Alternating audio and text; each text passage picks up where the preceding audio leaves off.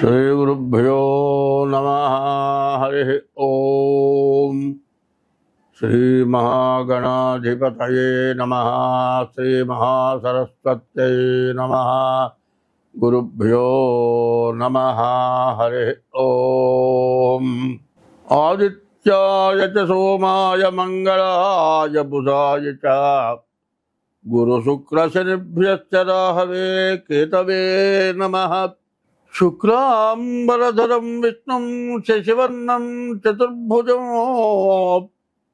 प्रसन्नवदनं ध्यायेत् सर्वविघ्नोपशान्तये।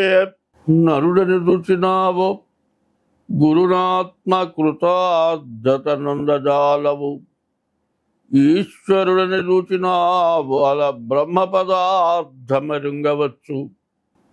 2025 సంవత్సరం మే నెల 2వ రాశి వృషభ రాశి. ఈ వృషభ రాశి ఫలితాలు ఎట్లా ఉన్నాయో చెప్పుకుందాం. ఈ వృషభ రాశికి ద్వితీయంలోకి గురువు రాబోతున్నాడు. మన అతిచారం మీద ముందుకు వస్తూ ఉన్నాడు. తర్వాత ఏకాదశంలో బుధుడు శుక్రుడు శని రాహు ఉన్నారు. తర్వాత కుజుడు తృతీయంలో ఉన్నాడు. మరి ఇది చాలా మంచి సమయం. ఎందుకంటే ఏకాదశంలో సరిగ్గా 4 గ్రహాలు ఉండటం చాలా విశేషం. ఇటువంటి మంచి టైం అంటూ ఎప్పుడూ రాదు. అందులో 4 గ్రహాలు చాలా బలమైన ఎక్కువ కాలం ఉండేటువంటి గ్రహాలు.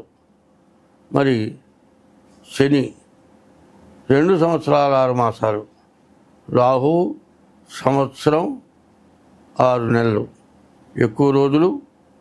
మరి మీనరాశిలో శని, తర్వాత రాహు మారతాడు. కానీ శని 11ంటికి 30 సంవత్సరాలకి ఒక్కసారి వస్తాడు. వృషభ రాశికి శని 11ంటికి 30 సంవత్సరాలకు వస్తాడు.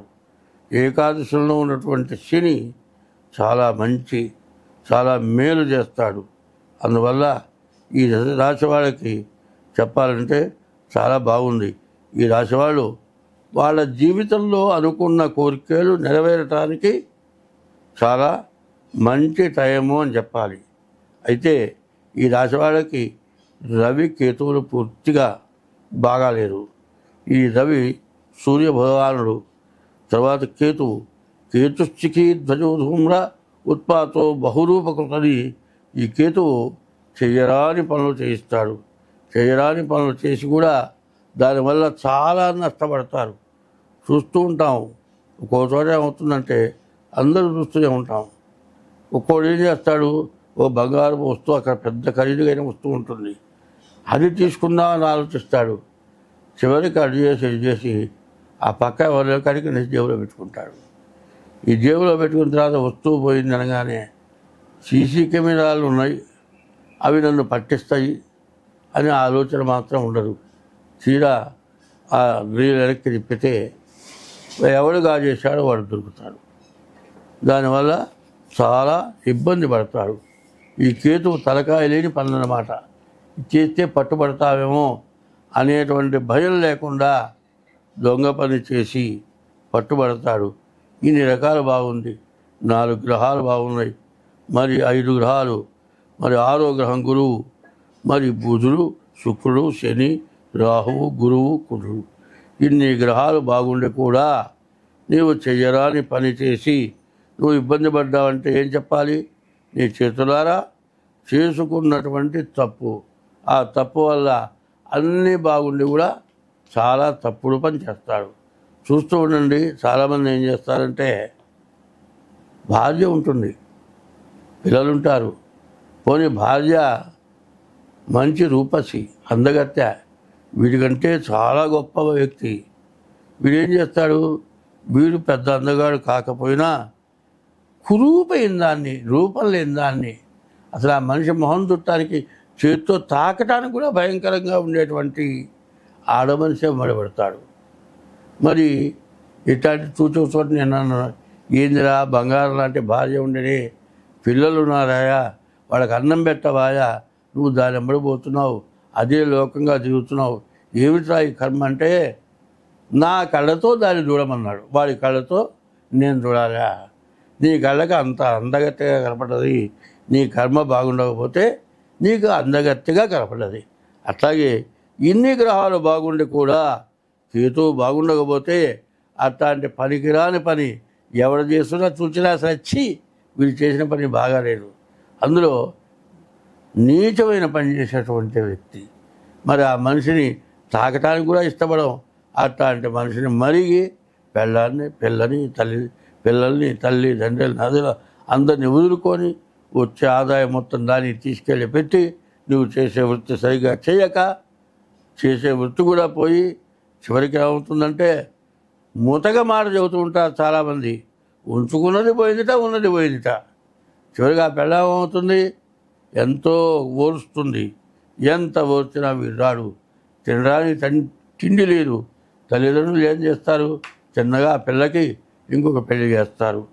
ఆమె చేసుకున్న కొత్త మొగుడు కన్నపిల్లలు చూస్తాడా? వాడు చూడు. నీవు పోయి ఇంకో దాన్ని అట్టు పెట్టుకున్నావు, దాని ఎమ్మడబడ్డావు, దాని పిల్లల్ని మాత్రం పోషిస్తావు, దాని పిల్లలందరికీ కావాల్సినవన్నీ తెచ్చిస్తావు. నీ కన్న పిల్లల్ని నువ్వు చూడవు, నీ భార్య కన్న పిల్లల్ని నువ్వు చూడదు, నీ భార్య చూడదు. చివరికి వాళ్ళు అనాథలు, తల్లిదండ్రుల అనాథలు, కన్న బిడ్డల అనాథలు, చేసుకున్న పిల్ల అనాథ. చేయటానికి కారణం ఏంది? నీ మనస్సే కారణం. బుద్ధి కర్మానుసారుని అని నీ బుద్ధి నీకు ఇటువంటి కర్మ తెచ్చిపెడుతోంది.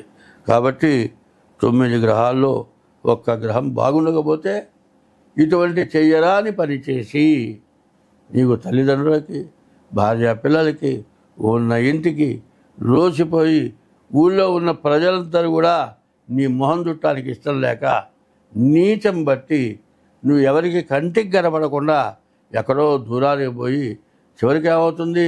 ఇట్లా తిరిగి అనాథగా దిక్కులేని వాడుగా మరణించిన వాళ్ళు ఎంతోమందిని చూశాం. ఇవన్నీ కారణం ఏంటి? మనం చేసుకున్నటువంటి దుష్కృత్యాలు, మనం చేసుకున్న పాప ఫలాలు.